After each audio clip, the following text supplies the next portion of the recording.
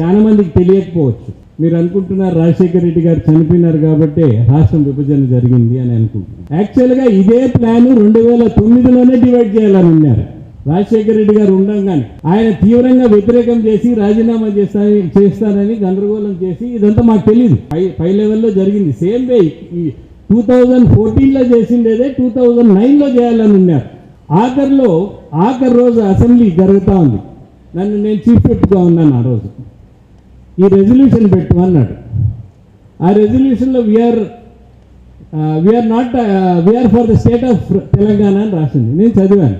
ఏందన్నా ఇది, మన ఎలక్షన్కి పోతున్నాము, we are for the state of Telangana అనేది, how can we say that? And Rosaiah garu committee వేసి ఇది పెట్టు అన్నాడు. లేదన్నా ఇట్లా పెట్టినామంటే ఎలక్షన్ పోతుంది, ఏం మాట్లాడుతున్నారు, ఏంది ఇది అంటే, నా చేతిలో ఏం లేదు, కిరణ్ ప్రణబ్ ముఖర్జీతో మాట్లాడు అన్నాడు. నేను గాజు వెంకటరెడ్డి గారు, మన నూజివీడు అప్పుడు మన పాలడుగు వెంకట్రావు దగ్గర 45 నిమిషాలు రాజశేఖర రెడ్డి గారు నలుగురు కాన్ఫరెన్స్తో ప్రణబ్ ముఖర్జీతో మాట్లాడి, we are for the state of Telangana బదులు we are not against the state of Telangana చేసేదానికి మాకు దగ్గర 40 నిమిషాలు ఇది గెలిచిన తర్వాత మేము ఇది జరగదులే అని అనుకున్నాం. ఇది అన్ఫార్చునేట్గా జరిగింది.